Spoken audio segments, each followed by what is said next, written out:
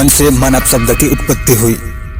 इस अर्थ यह सोचने, समझने और ज्ञातव्यता की क्षमता रखने वाली विशेषताओं को दर्शाता है। इसकी प्रकृति निम्न है: चिंतन करना, धारणा निर्मित करना और मनन सहित विवेक की रचना करना। अब हम जानने की प्रयास करते हैं कि मन के अस्तित्व आखिर जन्मता कैसे है। उससे पहले विवेक क्या है, उस पर थोड़ा प्रकाश डालते हैं। विवेक विषय की आकलन, चिंतन, धारणा और युक्त अयुक्त की द्विआयामी विचार बीच पर्यवेक्षक का भूमिका निभाता है। इस अर्थ जिसमें इसकी दायरा व्यापक, स्पष्ट, सूक्ष्म और निश्चित हो, उसको हम विवेकवान कहते हैं। इंटेलिजेंट विषयों को जो बहुत जल्दी स्मरण में लेकर मनन कर निष्कर्ष दे सकता है, उसी को विवेकवान कह सकते हैं। यह हमें विषयों से जन्मी इच्छा, जिज्ञासा, कौतूहल और इनर वाइब में निश्चित उत्तर की अथवा रिजल्ट की खोज करने में प्रेरित करता है। तत्प्रसंग के भीतर हम इच्छा, संकल्प और उसकी सक्रिय स्मृति को मन कहते हैं। जब इच्छा, संकल्प और स्मृतियों में चेतना तटस्थ हो, मनन द्वारा धारणाओं को विकसित कर रहा होता है, वह विवेक की सक्रिय क्षण है। जो इच्छा और मन को संयुक्त कर मन स्थिति निर्मित करता है और हमारे मानस में संकल्प का जन्म हो जाता है। प्रसंग है मन के अस्तित्व आखिर जन्मता कैसे है।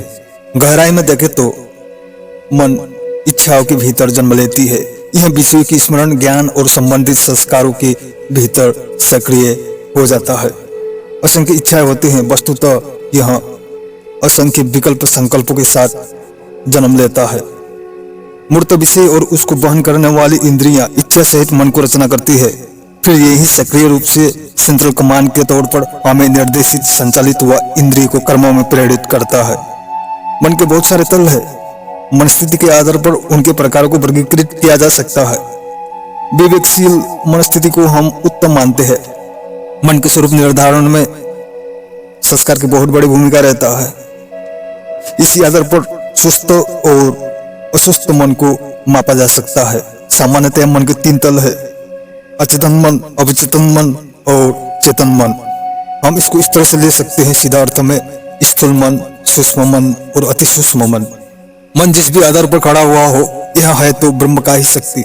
इस अर्थ इसे हम इच्छा और संकल्पों के द्वारा जितने दृढ़ करते हैं, उतनी ही यह प्रबल और शक्तिशाली बनता है।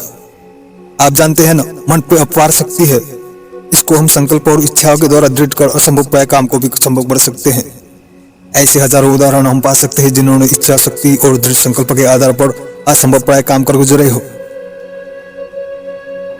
दोस्तों, मन मानव की यथार्थ मूल शक्ति है।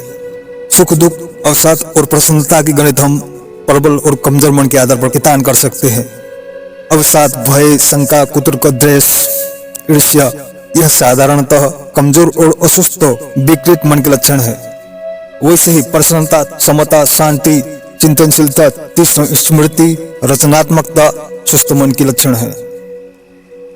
मन जब मनन करने लगती है चीजों को, तो वह विषय और उसके कार्यों के प्रति गंभीर हो जाता है। यह संकल्प व विवेक कार्य के लिए सक्रिय होने लगती है। यही चेतना का रूप है। अब मन के प्रकारों के आधार पर थोड़ा विश्लेषण करते हैं। इंद्रियां और उसकी इच्छाओं की तल पर टीका मन प्रथम प्रकार में स्थूल मन है। जब यह मनन की गंभीर मुद्रा धारण करती है, तब यह सूक्ष्म परिणाम की ओर देखता है, तसर्ते यह सूक्ष्म तल को स्पर्श करता है। जब यह अति सूक्ष्म तक प्रवेश करती है, यहीं पर मन की अवस्था समझ आना शुरू करता है। इसी सूक्ष्म मन को हम ब्रह्म की चिन्मय शक्ति के रूप में भी जानते हैं। यह हमारे देह और माइंड में न्यूरोलॉजिकली असंख्य न्यूरॉन के रूप में नियत हो रही है, फैल रही है। यह न्यूरॉन्स चेतना ग्रहण करने और भेजने की मुख्य काम करते हैं। यही सक्रिय चेतना का भूमिका निभा रहा है। यह ईश्वरीय विश्व ऊर्जा के एक सक्रिय अंश है, जो विचारों के रूप में संग्रहित और संप्रेषित हो सकता है। मन परमाणु क्षमता से लय से मन की गति और ऊर्जा परमाणु शक्ति से भी कई गुना ज्यादा और सूक्ष्म माना जाता है। अणुयान महतो महियान।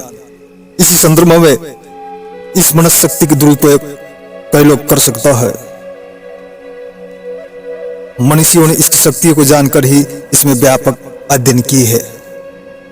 आपको जानकर हैरान होगा कि सामान्य तांत्रिक आदि भी मनस शक्ति का उपयोग करके तांत्रिक मांत्रिक क्रिया सिद्ध कर लेते हैं। मन सापेक्ष इच्छाओं के भीतर दृढ़ अस्तित्व के आधार पर तीव्र रूप से जन्म लेती है। सापेक्ष दृढ़ावस्था ही हम में चिंतन मनन मंथन की प्रेरणा डालता है। इसी के आधार पर हम विवेक और विवेकशील धारणाओं को विकसित करते हैं। अब देखो, यह मननशीलता वो मन को अस्तित्व केवल मानवों में ही पाया जाता है, अन्य जीवों में नहीं। अन्य जीवों में इच्छा तो हो सकती है पर मन नहीं, विवेकशीलता और चिंतन नहीं। मानव विवेक की उपयोग विचारशीलता के साथ कर सकता है, धारणाएं जन्मा सकता है। इस अर्थ यह इसके उपयोग सही व गलत दोनों ढंग से कर सकता है। उसी चेतना वस्तु तो हर पदार्थ मात्र की आत्मा है, चाहे जीव हो या जड़। मात्र विचार की संगठन जड़ में नहीं दिखता। क्या आप जानते हैं, निर्जीव सा पत्थर भी चेतना के बड़े ही शुद्ध आयामों से एक है। मात्र इतना ही है, वह निश्चल अकंपित है। इस अर्थ में ध्यानी पुरुष पत्थर पे स्थानुकूल आकृति अगर उस छवि के भीतर निश्चल धारणा की विकास करने की प्रयास करते हैं। प्राचीन काल से ही पत्थर पे मूर्ति गढ़ने की सीधा सा रहस्य यही है। पत्थर विशुद्ध अकंपन निश्चल चेतना के प्रवाहक है। पत्थर अमन है, उसमें भी हम शालिग्राम को प्रधान रूप से पवित्र पूज्य मानते ही है। इसके पीछे एक ठोस मनोवैज्ञानिक और वैज्ञानिक आधार है। इसके सापेक्ष ध्यान मार्गी साधक को धातु से बनी मूर्ति और आसन को उपयोग में नहीं लेना चाहिए। वैसे ही मंदिर में गर्भगृह और पीठ में भी धातु के उपयोग यौगिक दृष्टि से सही नहीं है, क्योंकि धातु साधक की आध्यात्मिक मनश्चेतना को सोचकर धरती की ओर उत्सर्जित कर देती है। यह ऊर्जा की संचारक है। इस अर्थ यह ऊर्जा को सीधा धरती की ओर प्रक्षेप कर नष्ट कर देता है, स्पेस में व स्पेस में विलीन कर देती है। इस अर्थ मंदिर काष्ठ के बना हो सर्वोत्तम है और गर्भगृह को चंदना आदि पवित्र लकड़ी से स्वर्ण आध्यात्मिक दृष्टि से सर्वोत्तम है। आप यह जरूर जाने, पत्थर व मिट्टी की बनी मूर्ति चेतना को सोचती नहीं, वरन पवित्र परिष्कृत कर लौटाती है।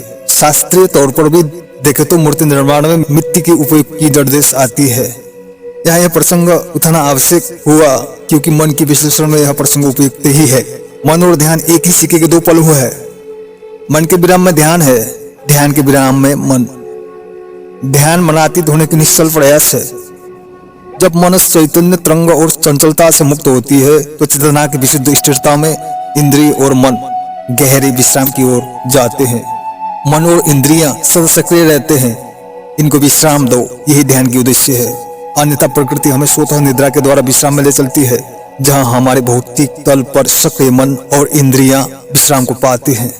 निद्रा में शरीर और विचार का कोई बोध नहीं रहता। निद्रा भौतिक तल पर सक्रिय चेतना और शरीर को विश्राम देती है, पर स्मृति की संसार को सुरक्षित रखती है।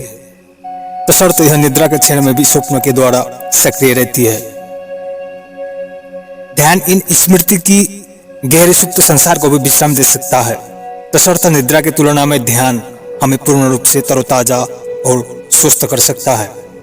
मित्रों, मन विकार के जितने भी केसेस हम देखते हैं, उसके कारण हमारी स्मृतियों की गहरी पतल में व अवचेतन माइंड में सुरक्षित होती है। मनोवैज्ञानिक इसी को स्पर्श करने के प्रयास करते हैं। सम्मोहन करता सम्मोहन के द्वारा भी आसानी से दूसरों के अवचेतन मन की परतों को उगाड़ सकता है, आसानी से उस पर हस्तक्षेप कर सकता है। और ध्यान रखना, यह ध्यान की तुलना में उतना उत्तम नहीं है, क्योंकि प्रकृति यह कभी नहीं चाहती कि किसी के चेतना क्षेत्र में दूसरा कोई अनधिकृत प्रवेश करे। आजकल मेंटल स्ट्रेस व डिप्रेशन से निजात पाने के लिए लोग या तो स्लो ड्रग लेते हैं व सम्मोहन निद्रा को आजमाते हैं। यह एक एडिक्शन बन सकता है, पर स्थायी समाधान यह नहीं दे सकता। इन ट्रीटमेंट से कुछ समय के लिए फ्रेश महसूस कर सकते हैं, पर धीरे धीरे स्मृति या मानसिक पतल पर सक्रिय हो हम वहीं आ पहुंचते हैं जहां पहले से थे। इस अर्थ यह प्रयोग भी मेंटल डिजीज में स्थायी समाधान नहीं दे सकता, पर सक्रिय ध्यान प्रणालियां और आध्यात्मिक संस्कार कोई भी मानसिक विकार को स्थायी तौर पर उखाड़ सकता है। हमारे मनीषियों ने मन के क्षेत्र में विशद और गंभीर काम किए थे। इसी आधार पर उन्होंने मंत्रों की रचना की व कर पाए। अब मंत्रों के बारे में थोड़ा जानते हैं। मंत्र एक सूत्र है, शक्तिशाली सूत्र। मंत्र मनन के द्वारा आध्यात्मिक पारमाणविक ईश्वरीय ब्रह्मांड ऊर्जा को एकत्रित करता है, जिसे दूसरे शब्दों में कॉस्मिक एनर्जी भी कह सकते हैं। यह अत्यंत पॉजिटिव पवित्र शक्ति है। इस अर्थ मंत्र दृष्टा ऋषि मंत्र के द्वारा हर प्रकार की चिकित्सा और आध्यात्म साधना करने में सफल होते हैं। आधुनिक विज्ञान जिसे न्यूट्रॉन और इलेक्ट्रॉन के रूप में परिभाषित करता है, वह गॉड पार्टिकल्स के नाम से इसी को उपनिषद अक्षर कहते हैं। यही परमात्मा की विश्व ऊर्जा है जो कई रूप में व्यक्त और सुप्त है।